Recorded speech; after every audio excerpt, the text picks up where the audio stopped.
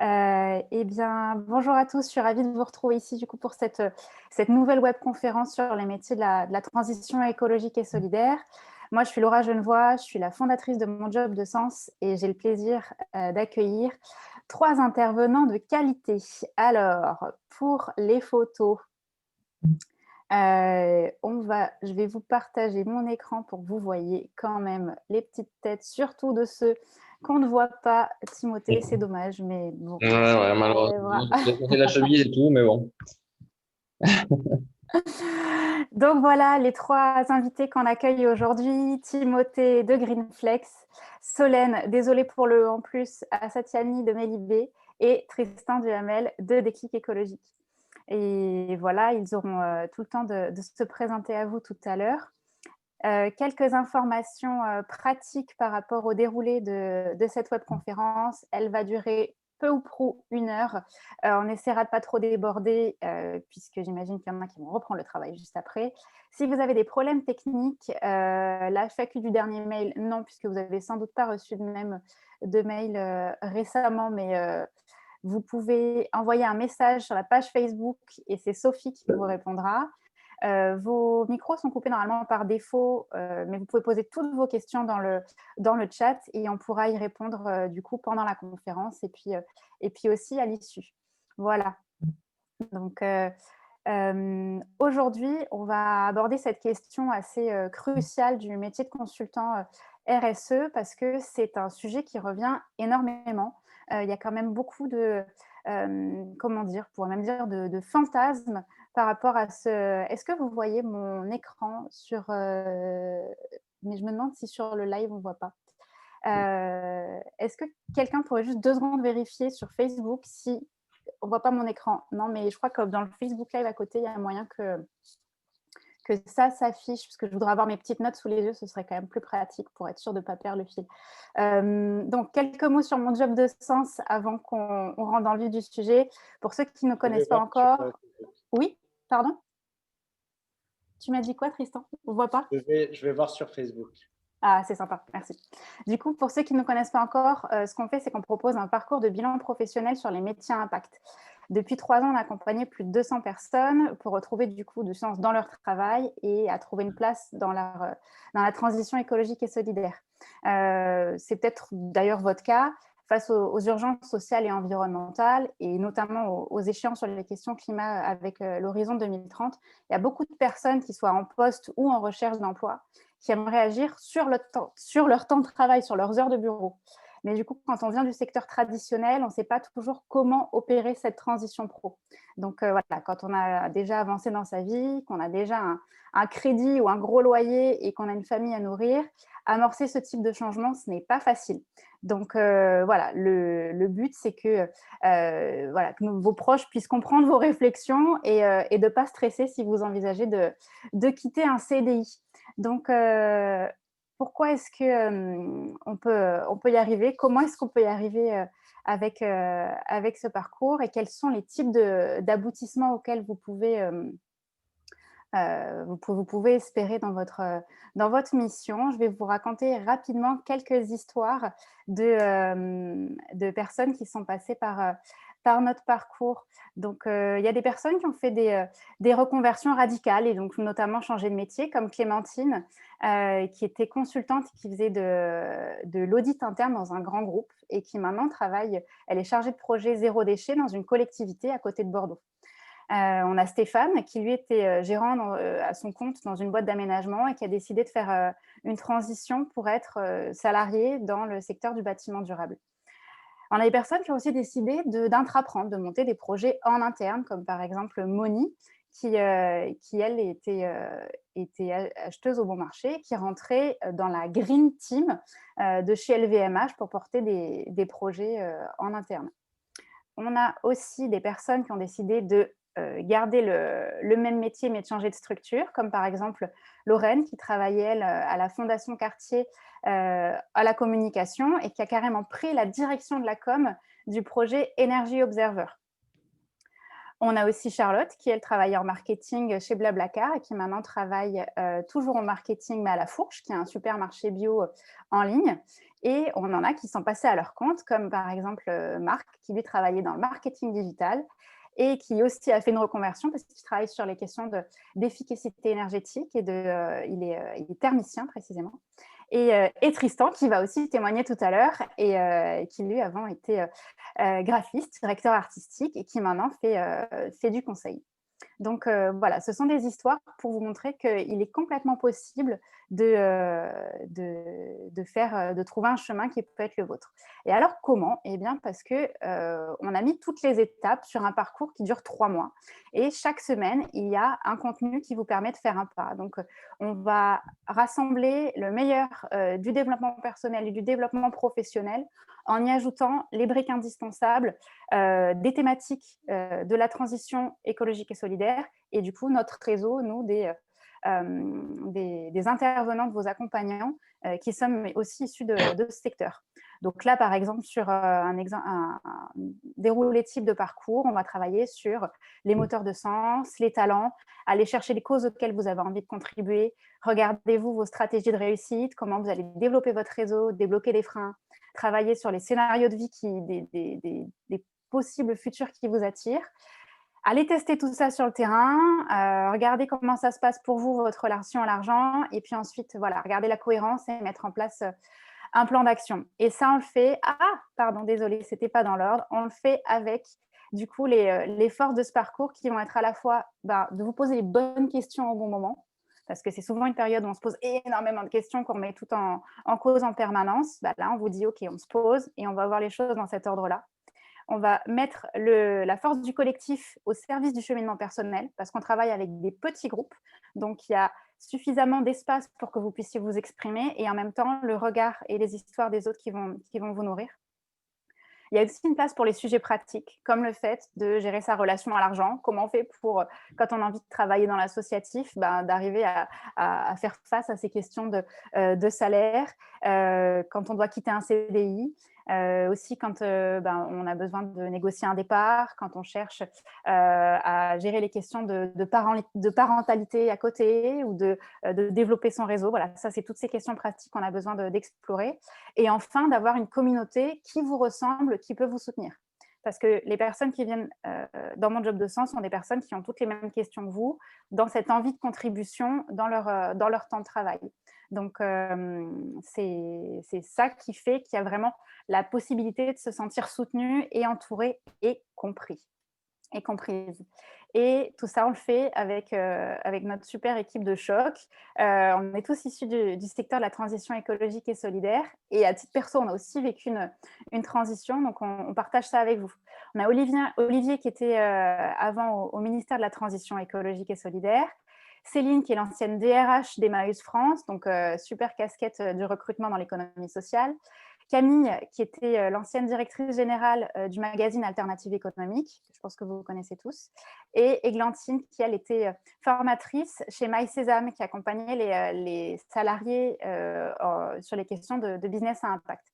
Et pour ma part, avant, j'ai travaillé en tant que responsable RSE chez Alinea, du coup, une grosse boîte de la grande distribution et chez Zero Waste France, accompagner les porteurs de projets zéro déchet. Donc, c'est pour ça que aussi la question du conseil en RSE me touche particulièrement. Voilà pour ça. Et donc, attendez, tac, je reprends. Je vais vous repartager ensuite les messages avec nos invités. Donc, tac, tac, tac. Eh bien, voilà, excusez-moi, j'ai un moustique. J'habite dans le Var, donc c'est normal. On est début novembre, il y a des moustiques. Nos intervenants, je vais vous les présenter en direct. En fait, on n'a pas besoin d'avoir les photos. Enfin, si pour Timothée, du coup, on n'a pas sa tête, mais on aura sa voix et c'est déjà super. Donc, Solène Assatiani de Mélibé, Tristan Duhamel de Déclic écologique et Timothée Elkiel de Greenflex. Je vais vous déjà demander chacun à votre tour de vous présenter une première fois en 1 minute pour nous raconter ce qui vous amène ici aujourd'hui. Solène, tu veux bien commencer ? Ça marche. Ben, bonjour à toutes et à tous et puis merci Laura pour l'invitation. Donc moi je m'appelle Solène Assatiani, j'ai travaillé 8 ans dans l'humanitaire avant de passer dans le secteur de la transition écologique. J'ai travaillé notamment pour Médecins du Monde, Human Rights Watch sur des postes de gestion de projet en ressources humaines et il y a à peu près 2 ans, j'ai cofondé Mélibé, dont la mission est de donner la possibilité aux organisations de rendre les collaborateurs, les collaboratrices, acteurs ou actrices de la transformation vers l'impact durable. Et donc, je fais ça en association avec une autre personne, Agathe Pietrantoni, qui fait aussi partie de la communauté Mon Job de Sens. Super, merci Solène. Tristan, tu veux bien prendre la suite, s'il te plaît? Oui, donc bonjour à tous. Comme tu l'as dit, Laura, j'ai un passé de graphiste. C'est un métier qui peut polluer beaucoup, beaucoup moins. Donc, j'ai apporté à mes clients des solutions à l'empreinte écologique restreinte. Mais ma petite voix intérieure me disait de démultiplier encore mon impact. Et parallèlement, j'ai rejoint Zero Waste France comme bénévole et découvert le zéro déchet. Ça m'a semblé quelque chose de très judicieux parce que si vous regardez autour de vous, eh bien, toutes les productions humaines deviendront un jour un déchet. Et du coup, c'est beaucoup plus large, le zéro déchet, que la simple poubelle. Et du coup, j'ai créé Déclic écologique pour accompagner les entreprises dans la transition écologique avec des méthodes, là aussi inclusives, des méthodes d'intelligence collective pour co-construire avec les salariés. Super, merci Tristan. Timothée, à ton tour. Bonjour, vous m'entendez, hein, c'est bon? On t'entend, mais on ne te voit pas. Donc moi, Timothée Elkel, moi je suis un pur produit, on va dire, de l'écologie où j'ai commencé dès mon école de commerce, Kedge, où j'ai commencé à m'engager au niveau associatif. J'ai créé un mouvement qui s'appelle Génération Cobaye et en parallèle de ce mouvement, je suis rentré chez Greenflex en 2012 en tant que consultant pour accompagner les entreprises dans leur transition écologique et sociale. Aujourd'hui, Greenflex est une grande structure, une belle réussite de la part du fondateur. Aujourd'hui, on est plus de 500 personnes à travailler partout en France, en Espagne et au Portugal pour essayer d'accompagner les territoires et les organisations dans une trajectoire d'entreprise qu'on appelle régénérative. Ok, super. Merci d'avoir été concis. La question que je vais vous poser maintenant, c'est comment vous êtes arrivé concrètement à ce poste, par quel déroulé, à la fois un processus d'études, mais aussi de recrutement et de prise de conscience. Je recommence, Laura ou Allez, vas-y, Solène. Alors moi, je dirais que pour moi, il y a eu trois étapes. D'abord, l'étape de la prise de conscience.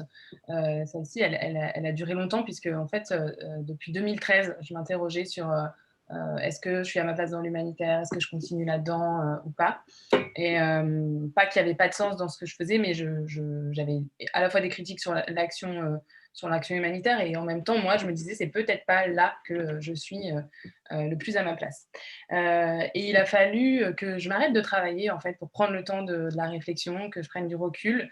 Donc, j'ai eu la chance d'avoir une rupture conventionnelle, de quitter mon poste et de pouvoir partir à l'étranger en suivant mon conjoint qui avait une mission à l'époque à l'étranger. Et du coup, là, je me suis fait accompagner, j'ai fait du coaching, j'ai fait mon Ikigai. Et c'est là que j'ai eu le déclic pour la transition écologique et solidaire. En fait, pour la petite histoire, j'ai pris conscience qu'à chaque fois que je lisais un article sur les sujets des dérèglements climatiques, ça me faisait peur, je fermais l'article. Et quand j'ai compris que cette peur, elle était révélatrice d'un désir profond d'agir, et ben, je me suis dit, c'est là qu'il faut que j'aille. Après, il a fallu trouver le comment. Donc, je me suis pas mal documentée sur les enjeux de la transition. J'ai aussi beaucoup regardé du côté de l'entrepreneuriat à impact positif.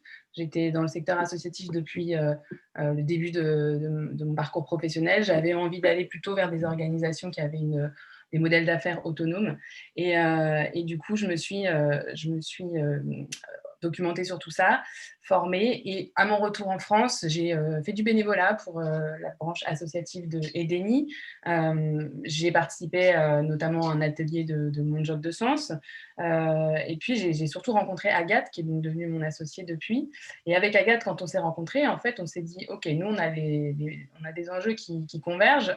D'abord, de travailler dans le secteur de la transition. Et en plus, on constatait autour de nous qu'il y avait beaucoup de personnes qui voulaient quitter leur emploi pour aller vers des métiers à impact ou en tout cas qui voulaient retrouver du sens dans leur travail. Et on s'est dit, c'est dommage si toutes ces personnes sortent de leurs organisations parce que du coup, elles vont… en fait, c'est une force de transformation à l'intérieur des entreprises, à l'intérieur des collectivités, des associations. Donc, autant faire en sorte que ces personnes puissent devenir actrices et s'engagent dans leurs organisations. Et donc, c'est là qu'on a eu l'idée de fonder Mélibé ensemble. La deuxième étape, ça a été de surpasser mes peurs et de trouver le courage en fait, d'y aller, parce qu'une fois qu'on s'est dit j'ai une idée, et ben, il faut déjà se dire qu'on se lance concrètement. Donc, notamment le syndrome de l'imposteur qui est quand même pas facile quand on fait une reconversion. Donc, j'ai travaillé un peu sur tout ça.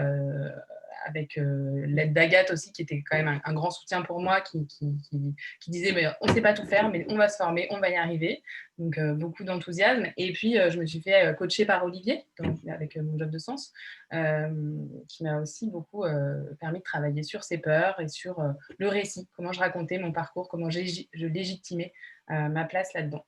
Et puis, troisième étape, c'est je me suis formée. Et pour me former, j'ai investi du temps et de l'argent sur des formations pas forcément longues, mais assez diverses, parce qu'en fait, avec Agathe, on s'est créé un métier. Et donc voilà les trois étapes de mon parcours, si je peux dire.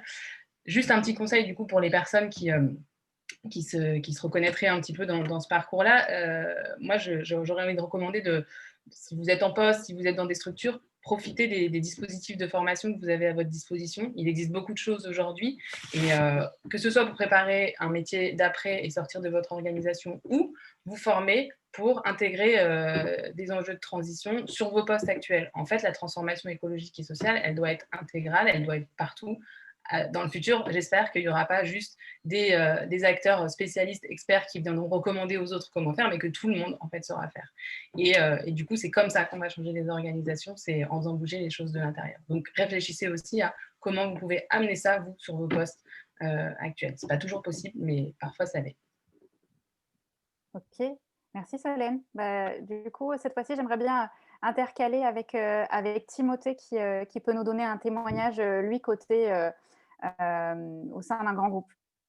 Ouais, alors moi aujourd'hui j'ai fait moi j'ai vraiment construit tout mon parcours professionnel autour de l'écologie et ça a été décidé en fait pendant ma prépa en vrai où dans le choix et dans les de préparation d'intégration des écoles j'avais ce projet en tête et l'autre projet c'était le monde du cinéma, donc rien à voir. Et puis j'ai intégré Cage qui était justement positionné sur ces problématiques de développement durable, dans lequel je me suis énormément investi dans le milieu associatif, qui m'a permis au fait d'avoir de l'expérience pour ensuite aller chercher des stages dans les grandes directions de développement durable, notamment à La Poste, à la Caisse des dépôts, de faire un master spécialisé en conseil en développement durable en Suède. Et à partir de là, c'est dans ce master en fait que j'ai compris que je souhaitais pas forcément travailler dans le milieu associatif, puisque dans le milieu associatif, je pouvais le faire en tant que bénévole et pas forcément au sein d'une entreprise, parce que ce que j'aimais, moi, c'était d'avoir une diversité de missions et de secteurs à aller challenger, à aller conseiller, et donc m'orienter après mon master en développement durable en Suède, m'orienter plutôt dans un stage que j'avais fait de fin d'études chez Greenflex. Et il se trouve qu'en effet, chez Greenflex, et je pense comme beaucoup de gros cabinets, il est très dur de rentrer sans passer par la case stage, notamment quand vous êtes junior.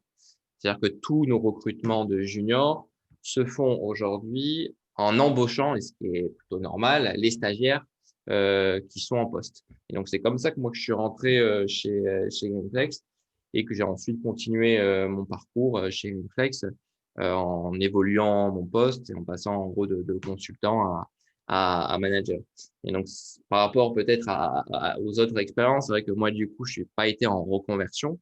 Donc moi, l'expérience que je peux apporter, c'est plutôt pour ceux qui sont peut-être sur le marché en ce moment, qui est assez compliqué, c'est vrai.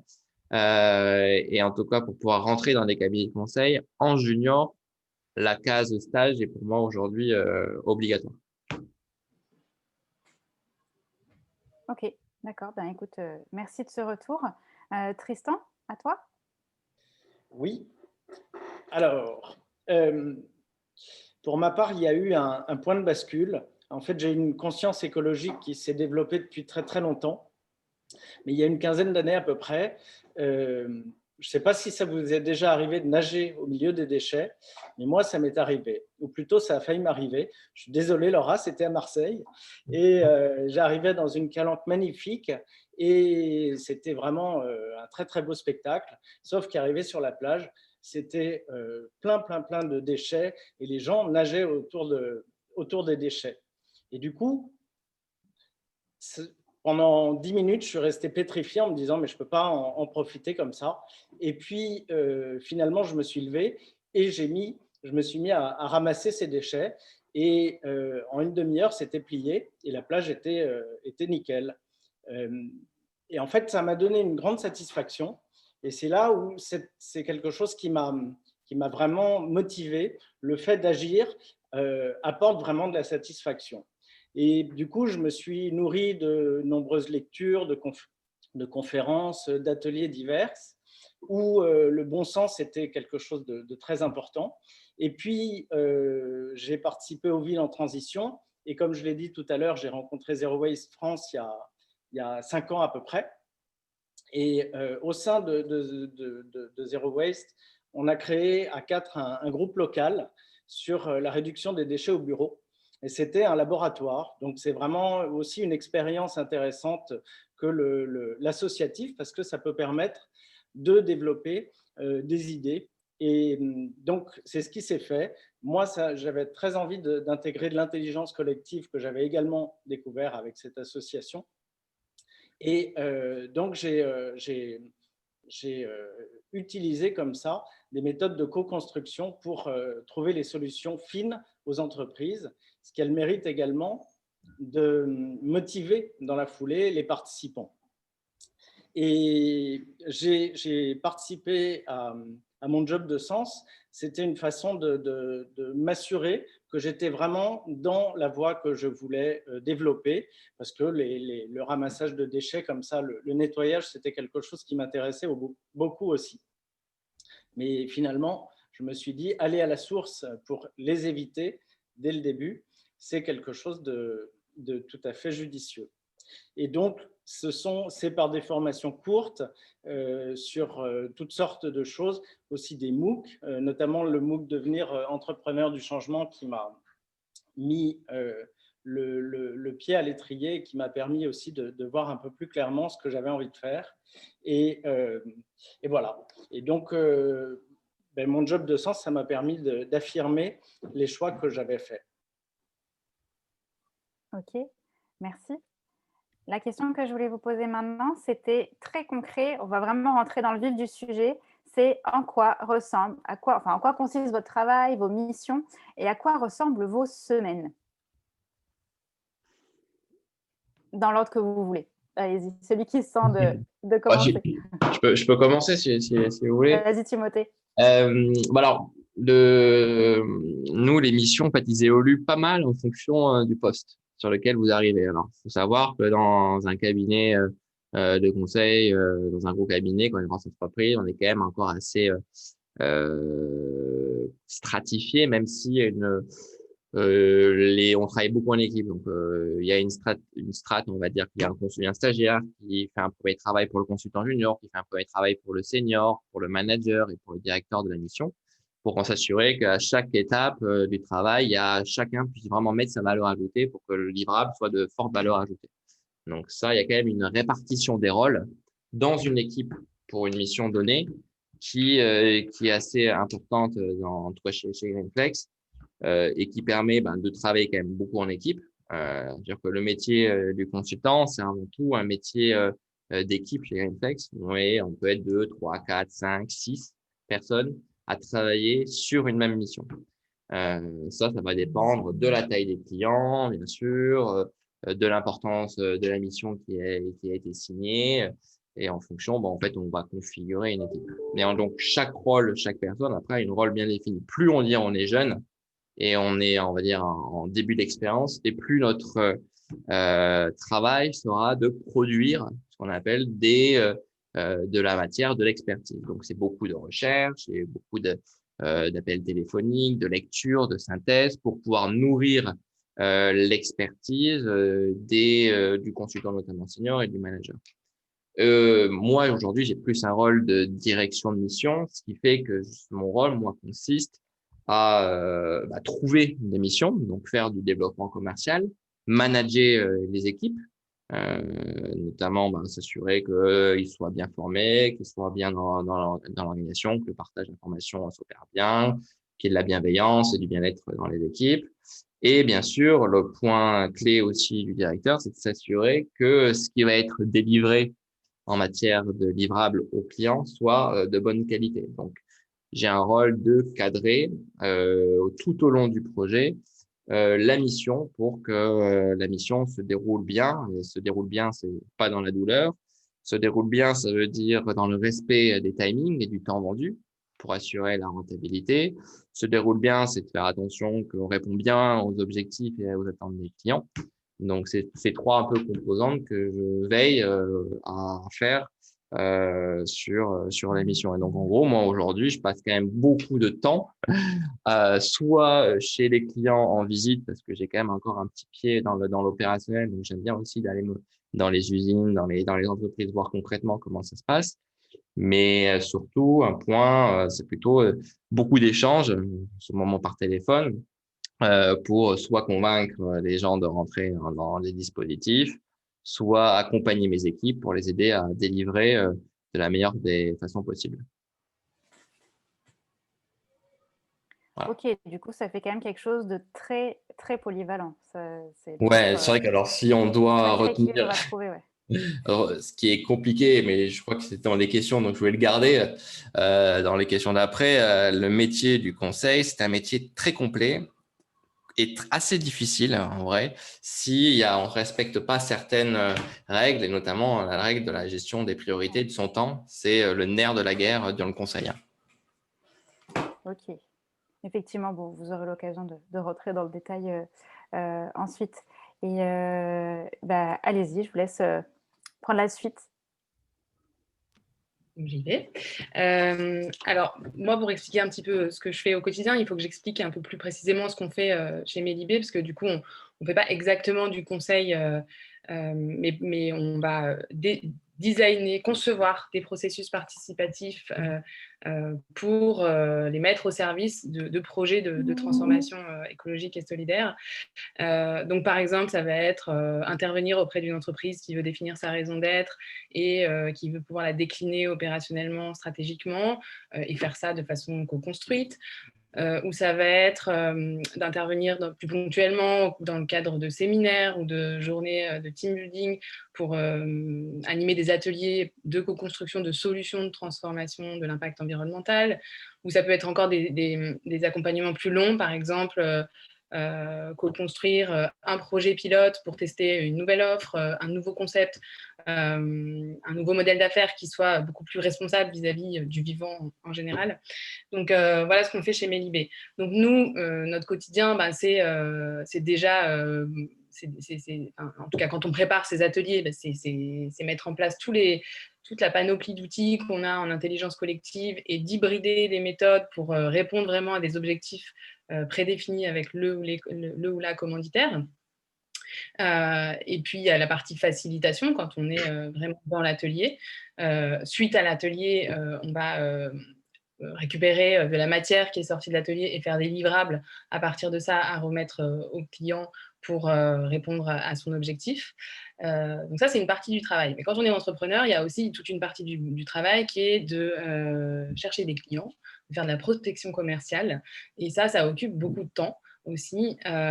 Et du coup, soit on le fait soi-même, soit on se fait accompagner, on délègue ça, mais voilà, c'est une vraie charge aussi. Et puis, troisième facette du métier d'entrepreneur, c'est la gestion d'entreprise, sur laquelle nous, en ce qui nous concerne, et d'ailleurs Tristan est dans le même cas, on est dans une coopérative d'activité et d'emploi, ce qui nous soulage beaucoup sur cette partie-là, puisque la coopérative gère les aspects de trésorerie, toute la partie juridique, administrative. En tout cas, on a un vrai support là-dessus, donc ça nous fait gagner beaucoup de temps. Voilà, en quelque sorte, à quoi ressemble mon quotidien. Ok, merci Solène. Tristan, on t'écoute. Alors, le cœur de métier, c'est d'une part de la sensibilisation, d'autre part de la facilitation d'ateliers avec les clients, soit avec les salariés, soit avec les parties prenantes, pour faire émerger les solutions. C'est ensuite le suivi de la mise en œuvre de ces solutions sur le moyen terme, donc un accompagnement. Et donc ça, c'est vraiment le cœur de métier, mais comme dit Solène, quand on est une petite structure, eh bien, on doit avoir beaucoup de casquettes. Alors moi, j'étais indépendant avant, donc à ce niveau-là, ça n'a pas énormément changé. Et de ce fait, on doit faire de la communication, faire de la visibilité pour être contacté, donc du commercial également. Et effectivement, comme tu l'as dit Solène, on est dans la même CAE, coopérative d'activité et d'emploi, qui s'appelle Omnicité, anciennement Port Parallèle. Et c'est aussi un réseau de personnes avec qui on peut travailler. Et de ce fait, avec Solène et Agathe, parfois on travaille ensemble sur des missions qui le nécessitent. Et donc c'est un ensemble d'activités qui sont assez multiples.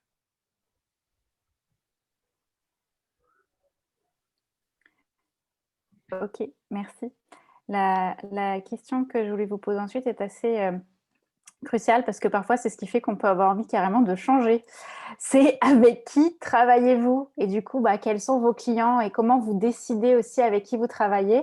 Mais ça peut être aussi en termes de collaboration, de partenariat.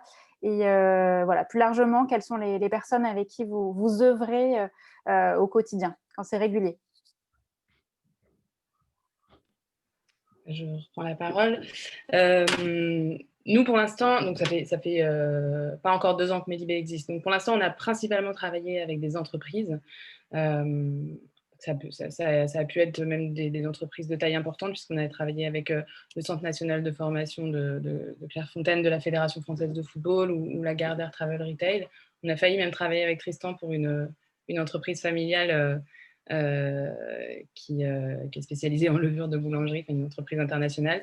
Ça ne s'est pas fait ce coup-là, mais c'est reporté. Enfin, voilà, pour dire que ça peut être dans des secteurs très divers et des entreprises de taille différente. On a aussi travaillé pour des PME. On développe actuellement, on se rapproche actuellement des collectivités, parce que ce qu'on fait aussi peut servir à des démarches de participation citoyenne.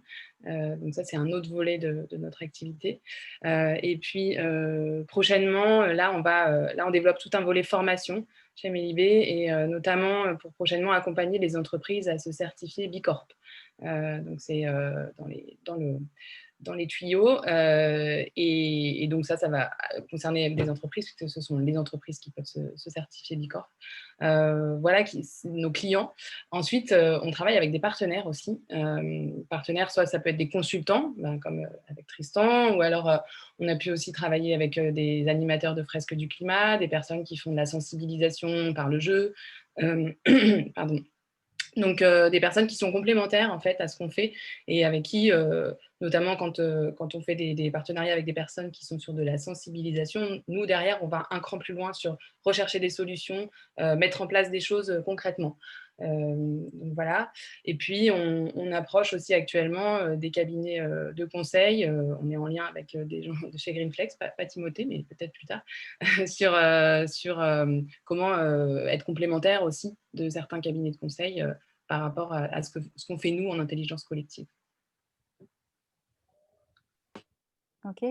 Du coup, comme c'est assez complémentaire, si tu veux bien, toi, Tristan, prendre la parole là-dessus. Oui, alors pour ma part, je porte Déclic écologique et je travaille toujours avec différentes personnes, aussi bien sur des temps de sensibilisation pure, dont j'aime dire que c'est du team building qui a du sens, que sur vraiment la recherche de solutions, où il y a d'ailleurs toujours également un temps de sensibilisation. Et pour ça, je travaille avec différentes personnes, comme on en a parlé avec Mélibé, avec Renaud Eluin, qui est également de mon job de sens de la communauté, et également à Port Parallèle, Omnicité, ça s'appelle maintenant Omnicité. Sur le numérique responsable, je travaille avec d'autres personnes sur le gaspillage alimentaire, avec des gros cabinets quand j'ai des demandes qui vont vraiment au-delà de mes compétences, comme le cabinet ouvert. Et donc, c'est quelque chose qui se fait en permanence. Comme ça, je ne travaille jamais seul. Et les clients, écoutez, ce sont aussi bien des PME que des grands groupes comme Yves Rocher, comme Capgemini pour de la sensibilisation, comme le Goethe Institute et autres. Voilà. D'accord. Et alors toi, Timothée, avec qui est-ce que tu travailles? Alors, bon, déjà pour comprendre les Greenflex, on a 4 grandes activités. On a une activité de conseil en stratégie auquel moi j'appartiens, sur lequel on va travailler un peu comme ce que font nos camarades sur la raison d'être, sur le label, sur les démarches économie circulaire, carbone, enfin, vraiment tous les gros sujets développement durable. Et il y a, ça, c'est 80 personnes qui travaillent sur ça. Et du coup, on travaille à la fois avec des grands groupes, des collectivités et des PME.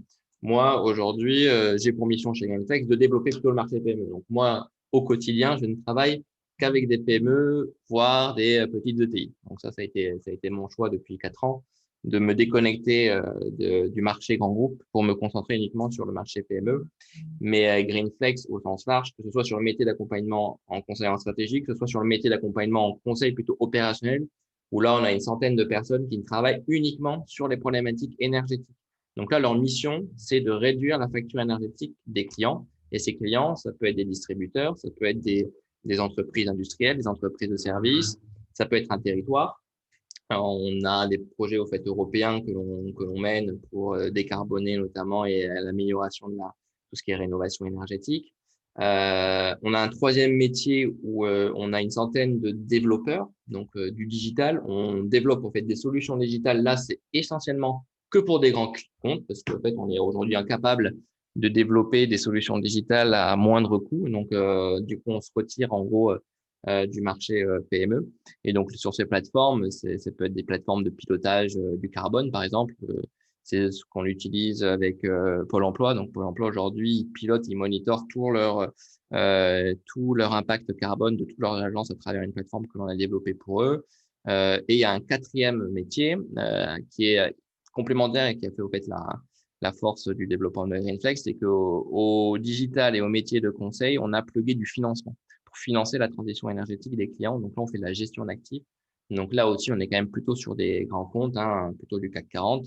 On va faire de la gestion d'actifs. Donc, on va gérer des équipements énergétiques chez nos clients. Ça peut être des climatiseurs, ça peut être des meubles froids, ça peut être des parcs informatiques que l'on récupère et que l'on change par des équipements qu'on va louer pour le client avec des impacts et notamment environnementaux plus réduits, notamment énergétiques. Et on va se rémunérer sur les économies d'énergie que l'on génère par cette meilleure gestion en fait de leurs équipements énergétiques. Donc c'est assez variable en fonction des activités. Des activités, on va plutôt être sur des grandes entreprises, hein, vraiment CAC 40. Et puis il y a des métiers où on sera une diversité d'acteurs quand même assez large entre les collectivités sur lesquelles on commence à se développer, mais sur lesquelles on n'est pas forcément encore très présent mais c'est un axe de développement un peu stratégique pour l'entreprise. Mais surtout, c'est surtout des ETI et quelques PME que je gère avec des dispositifs adaptés pour réduire notamment le coût du client, parce que le revers de la médaille, quand on est une grosse structure, c'est les coûts fixes. Et donc, c'est notre coût. Et donc, souvent, on a des coûts quand même chez Greenflex, on est assez cher. Ce qui fait que malheureusement, on a du mal à pouvoir s'adapter à la bourse, on va dire, des PME. C'est marrant parce que justement, c'est quand je travaillais chez Alinea en 2011 où j'ai rencontré Greenflex parce qu'il y avait un projet pour être accompagné sur la facture énergétique, tout simplement. Quand tu as 25 magasins de meubles et déco qui doit être plongé qui ne doit pas avoir de lumière naturelle parce qu'il faut que ça puisse être pareil tout au cours de la journée et qu'il faut que tout puisse être pareil dans tous les magasins, et on a de l'éclairage de folie, et donc ça fait partie des sujets qui étaient hyper clés. Donc merci aussi Timothée de ce panorama hyper vaste. Quelle est la question suivante que je vous posais? Eh bien, c'était celle des spécificités. Vous en avez un petit peu parlé, mais effectivement, là, de pouvoir creuser sur votre manière de le ressentir dans à la fois votre liberté, votre flexibilité. Là, Timothée, tu parlais de cet enjeu qu'il peut y avoir d'avoir énormément de charges fixes quand on est une très grosse boîte. Effectivement, dans le choix des personnes avec qui vous allez travailler, dans le management. Voilà, si vous pouvez nous donner votre avis sur ces particularités pour chacun. Peut-être je vous laisse répondre, parce que moi, du coup, je connais peu la vie d'un cabinet de plus petite taille. Vas-y, Tristan, je te laisse. Eh bien, je pense en avoir déjà pas mal parlé. Je pense que faut pouvoir s'adapter à la demande du client, s'adapter à l'époque. Et en ce moment, mais on est vraiment typiquement dans un moment où on est en train de se réinventer. Donc, pouvoir proposer des choses nouvelles. Et j'ai pas grand-chose de plus à vous dire que ce que je vous ai dit. Moi, ce que je dirais, donc, Laura, tu as parlé de liberté, de flexibilité. Effectivement, ça, c'est vrai. Et c'est un peu, je pense, ce qui nous fait rêver quand on décide d'être entrepreneur, c'est d'avoir cette capacité à décider de quand on travaille, de comment on travaille, de là où on veut aller, avec qui on veut aller. Une agilité aussi qui fait que, du coup, on peut se réinventer très facilement. Là, le confinement, nous, c'était le premier confinement, ça a été un coup dur quand même. Mais du coup, derrière, ça nous pousse à se transformer. C'est à ce moment-là que nous, on a décidé de s'orienter vers la formation, vers l'accompagnement à la certification Bicorp en intégrant des dimensions d'intelligence collective dans la démarche. Donc, en fait, on va très vite. Donc ça, c'est très agréable, j'ai envie de dire. Et puis, on peut vraiment donner les valeurs qui nous ressemblent, en tout cas les principes d'action qu'on a envie de voir dans son activité. Donc, on a une grande indépendance, même s'il ne faut pas l'oublier, on doit quand même s'assurer notre revenu. Et du coup, il y a un moment aussi, on est rattrapé par des principes de réalité, c'est-à-dire que oui, on peut choisir avec qui on travaille, mais parfois, il y a un client qui nous propose une mission. C'est peut-être pas forcément celle dont on rêve, mais on a besoin aussi de gagner notre vie. Donc voilà, c'est pas non plus idyllique, mais c'est une partie de la réalité. Et puis l'autre chose, c'est que, en tout cas, moi, ce que je ressens depuis que j'ai créé MLIB, c'est quand même qu'on doit se former en permanence sur tout plein de choses. Et c'est à la fois passionnant. Moi, du coup, là-dedans, j'ai l'impression d'avoir en 2 ans appris 10 fois plus qu'en 8 ans de parcours professionnel auparavant. Mais par contre, ça nécessite d'être en permanence en ébullition intellectuelle et puis du coup d'investir là-dedans aussi, encore une fois, du temps et de l'argent. Et puis pour pouvoir être un peu le couteau suisse qui va tout faire, quoi. Même s'il y a un moment où aussi il faut savoir se faire accompagner sur des dimensions de notre métier dans lesquelles soit on n'excelle pas, soit il n'y a pas vraiment de grande valeur ajoutée à passer du temps là-dedans.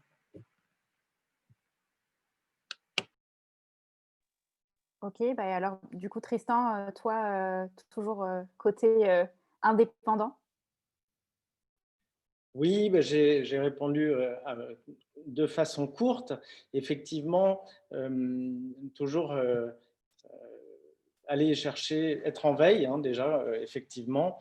En ce moment, par exemple, je suis en train de devenir formateur pour que ça puisse, les formations que je vais proposer puissent être payées sur les budgets formation des entreprises.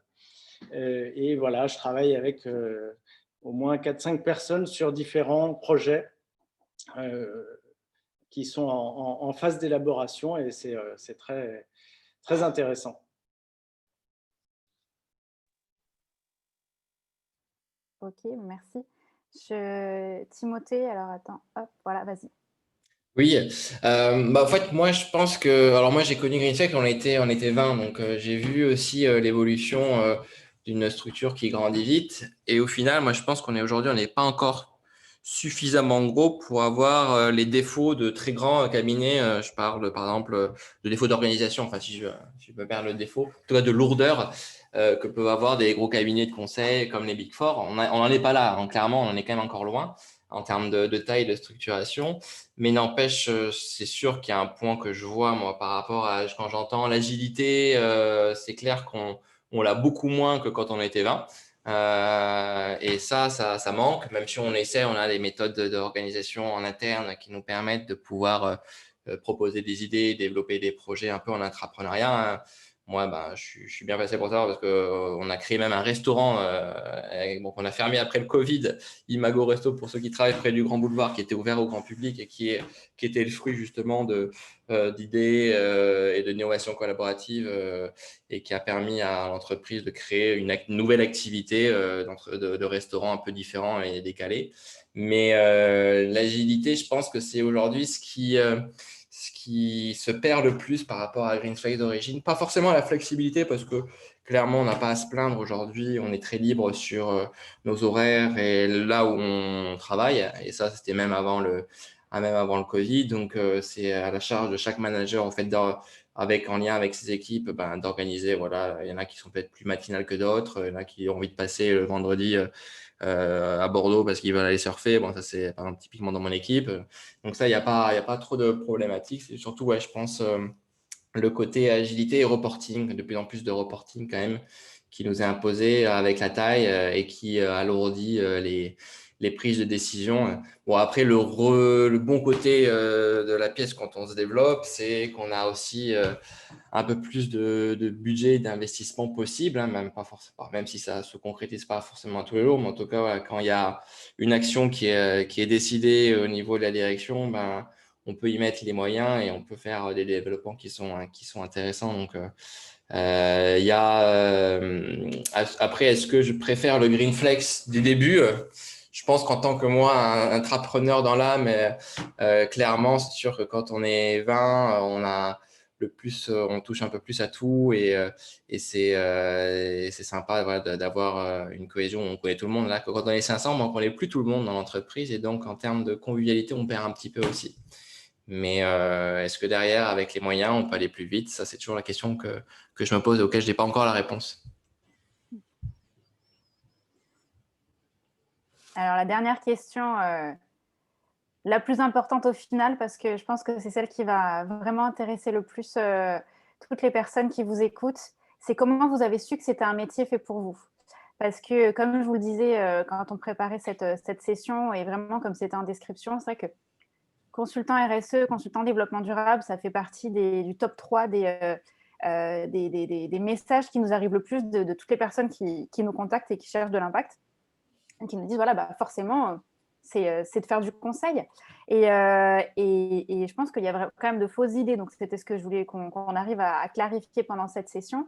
Mais il y a aussi cette question de comment je sais que c'est un métier parce qu'il peut être… une fois que je comprends mieux ce que c'est, d'accord, mais la question, c'est moi là-dedans.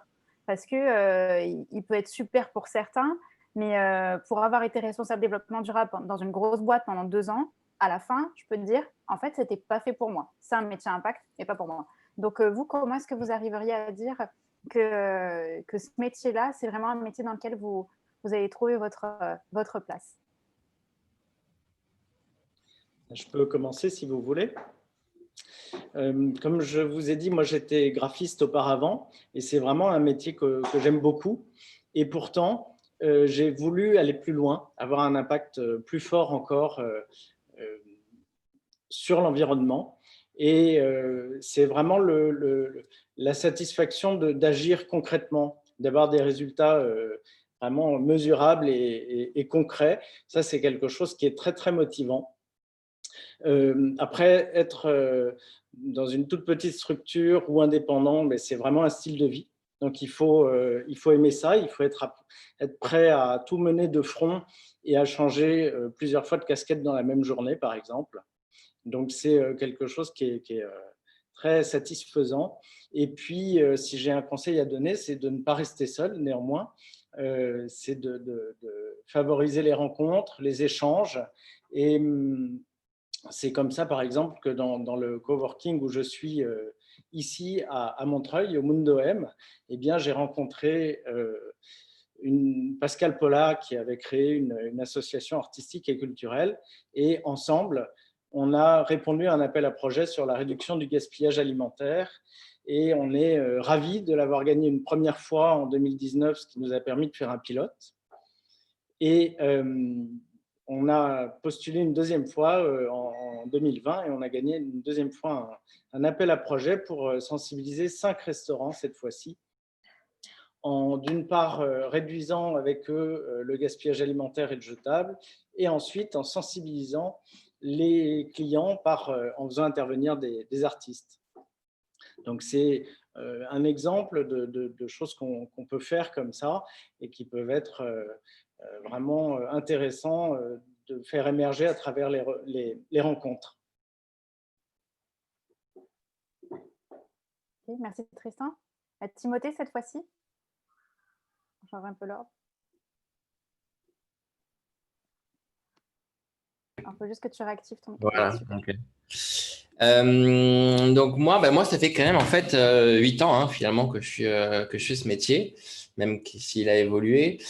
Et j'ai envie de dire que moi, en 8 ans, même si j'ai senti un sursaut au début 2020, juste avant le Covid, ou qui m'avait redonné un coup d'espoir dans l'humanité, j'ai envie de dire.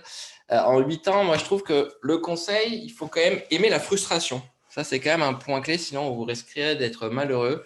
Il faut que la frustration, vous l'intériorisez pas, vous la gardez pas pour vous, parce que quand vous allez passer 3 mois, 4 mois, 5 mois à faire donner toute votre énergie pour essayer de développer vraiment une belle stratégie d'entreprise, pour la rendre plus résiliente, plus régénérative, pour limiter l'impact carbone, même leur mettre dans une trajectoire de neutralité carbone, que vous leur dites étape après étape ce qu'il faut qu'ils fassent. Et au final, ce qu'ils vont réellement faire, ça peut être 1, 2, 3, 10, 20, 30, 40% de ce que vous dites, mais ça ne sera jamais l'intégralité de ce que vous allez conseiller. Et donc, il faut pouvoir vivre avec ça, on va dire, que vous n'êtes qu'un conseiller externe.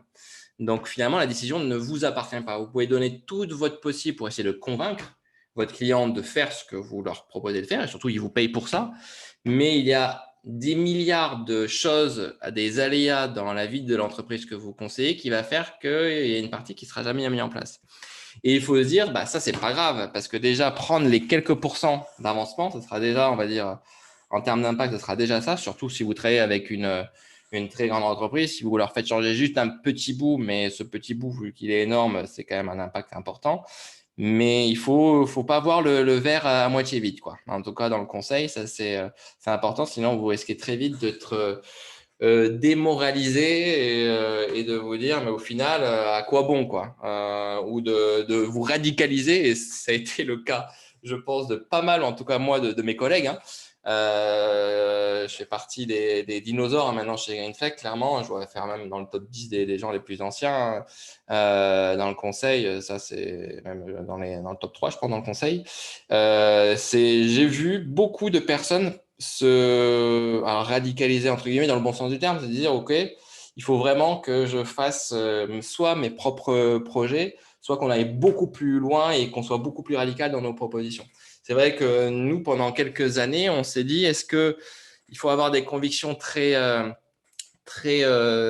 ancrées, quitte à perdre une mission en leur disant, voilà, si vous n'allez pas vers là, ça ne sert à rien, on ne peut même pas continuer à travailler avec vous. Et donc, dans ces cas, on risque de perdre une mission. Ou d'être beaucoup plus conciliant et de les amener pas à pas, mais il faut tenir sur la durée, quoi. Donc, ne pas, on va dire, comment dire, de ne pas être frustré et que ça vous plaigne au cours de votre métier. Restez toujours positif et dans la bonne humeur. Je pense que c'est hyper important. C'est garder cette frustration et de la transformer en dynamisme, en bonne humeur pour essayer de convaincre encore plus et d'embarquer encore plus ses clients pour aller chercher ces quelques pourcentages d'impact supplémentaires.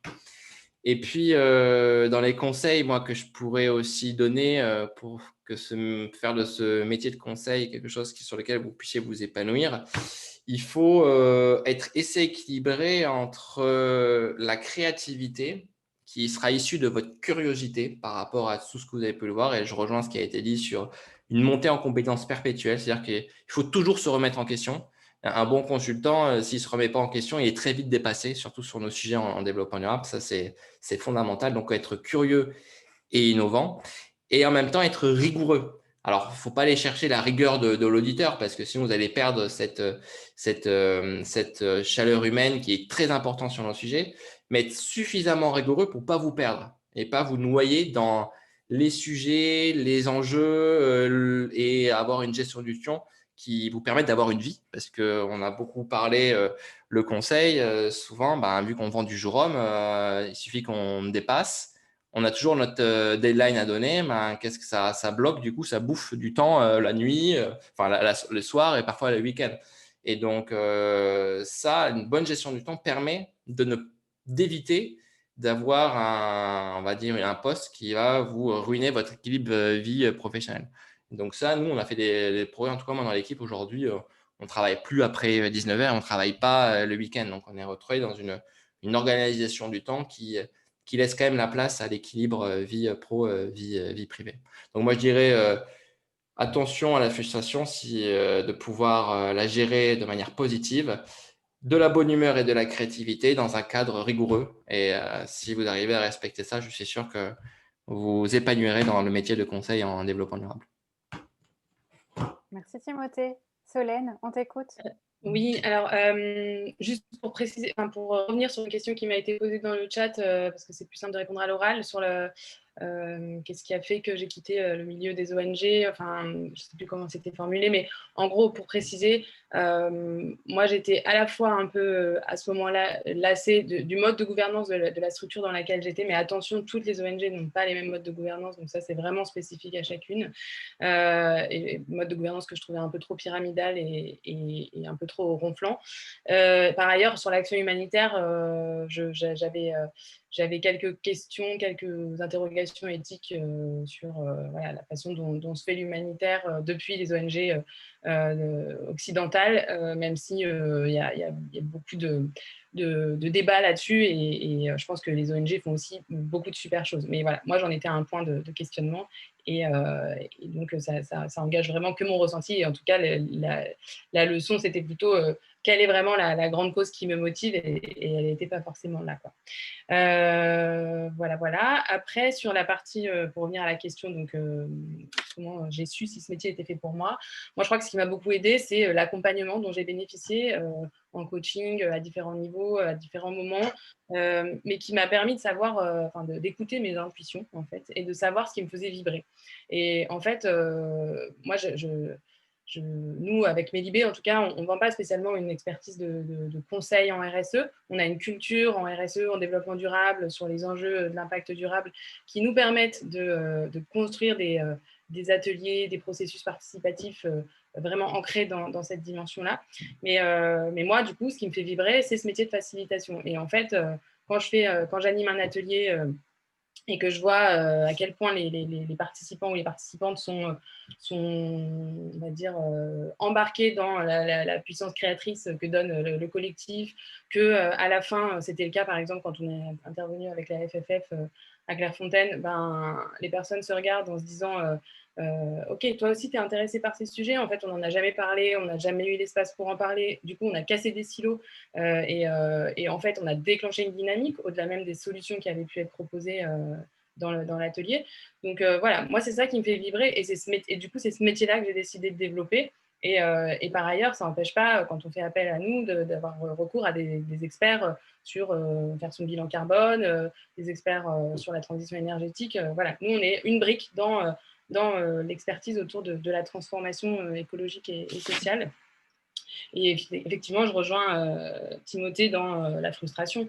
On vient ponctuellement, quoi, et on n'est pas dans l'organisation. Donc, en fait, si la direction ou les équipes dirigeantes n'ont pas décidé que le projet s'ancre, ça ne va pas forcément tenir, ça ne va pas forcément se mettre en place. Et des fois, on peut intervenir et puis se rendre compte qu'il ne s'est rien passé de plus derrière. Donc, ça fait partie aussi du métier.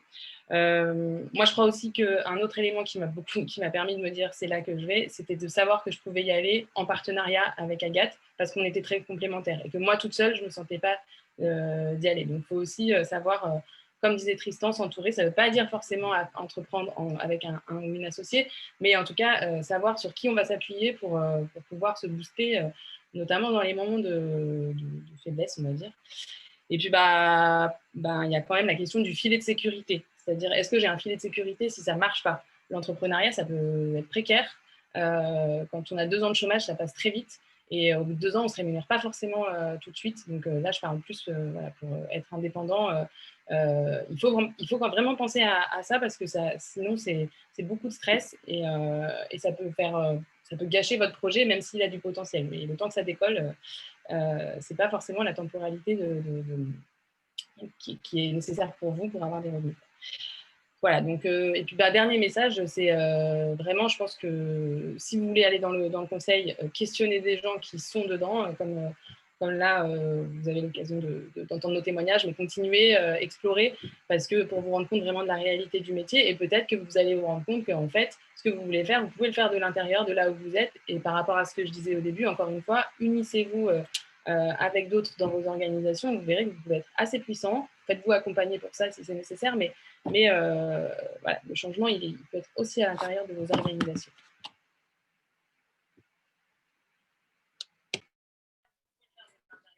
Merci beaucoup, Solène, du coup, de cet ajout.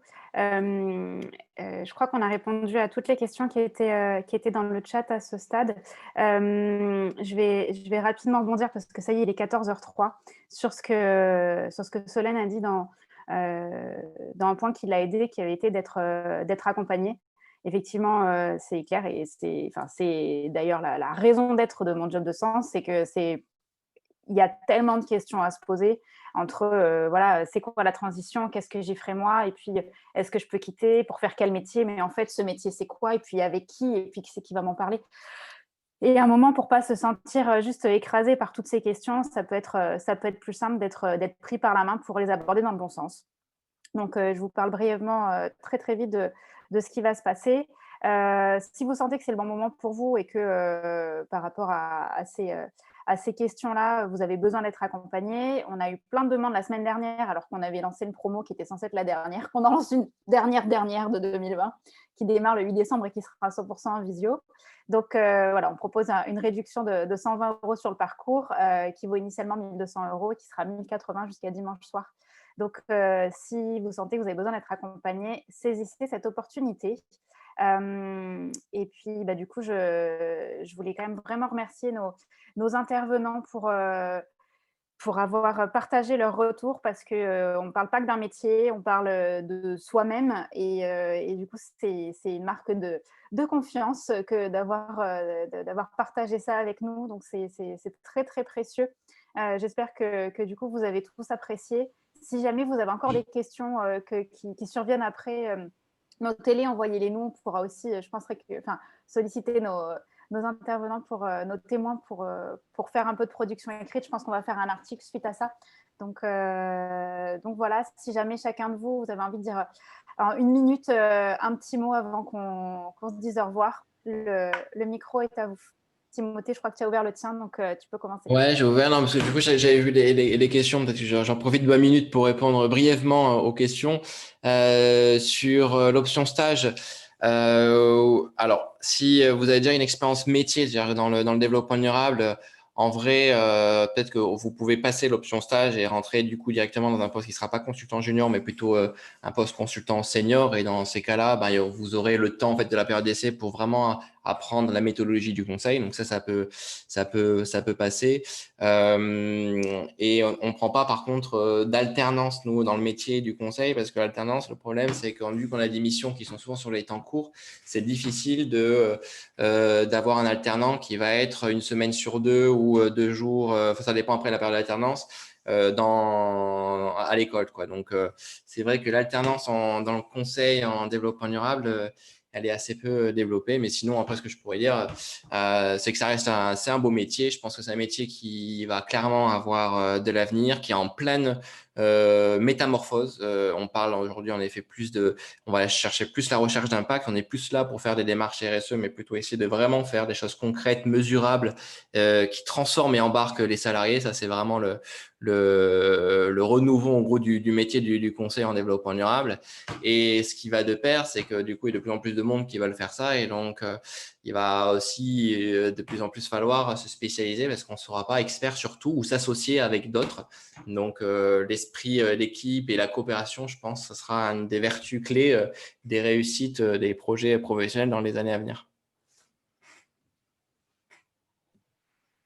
Je rebondis sur ce que dit Timothée. Effectivement, une des questions peut-être à se poser si votre choix c'est de vous orienter vers le conseil, c'est est-ce que je me spécialise sur un pan de la transition ou est-ce que j'y vais de façon généraliste. Moi, nous, par exemple, on y est plutôt de façon généraliste. C'est chaud, hein. Parce qu'on est quand même vraiment sur une multiplicité de facteurs, d'enjeux interconnectés, etc. Et du coup, peut-être que, je n'ai pas la réponse, mais en tout cas, c'est une question à se poser. Peut-être que c'est plus simple parfois d'entrer vraiment par une expertise, que ce soit énergie, climat, déchets, diversité, équité, inclusion. Voilà. Il y a plein de façons d'appréhender la question. Mais en tout cas, questionnez-vous là-dessus. D'accord. Nous, c'est un peu la tendance aujourd'hui, hein. On est plutôt par expertise. Et c'est assez récent. Et alors toi, Tristan ? Moi, j'ai choisi le zéro déchet, et c'est vraiment parce que c'est très concret et ça peut vraiment correspondre à des tas d'activités. Ce que j'ai envie de vous dire, c'est d'essayer d'aller vraiment vous nourrir de plein de conférences, d'ateliers. On a la chance d'avoir un nombre de possibilités dans ce sens-là énorme dans la région parisienne, mais en général dans toutes les métropoles. Et puis, le milieu associatif, c'est aussi vraiment quelque chose qui peut nous permettre d'essayer des choses, d'aller rencontrer des gens aussi, de se faire tout un réseau et du coup d'élaborer des choses ensemble. Merci à vous. Super. Bien, écoutez, merci à tous les trois de nouveau. Il y a eu plein de merci dans les commentaires, donc on vous les retransmet chaleureusement. Et puis, bien, si vous avez des questions, faites-les nous remonter. On va compiler de la matière pour arriver à enrichir ces témoignages, pour avoir à la fois du vécu et du très concret, et que vous puissiez avoir toutes ces ressources à dispo pour construire vos propres projets professionnels. Donc, écoutez, il est 14h09, on n'a pas trop débordé. Je vous souhaite à tous une très bonne journée et encore merci à tous les trois. Merci à vous. Laura, bonne journée. Au revoir. Merci. Au revoir. Bonne journée. Au revoir.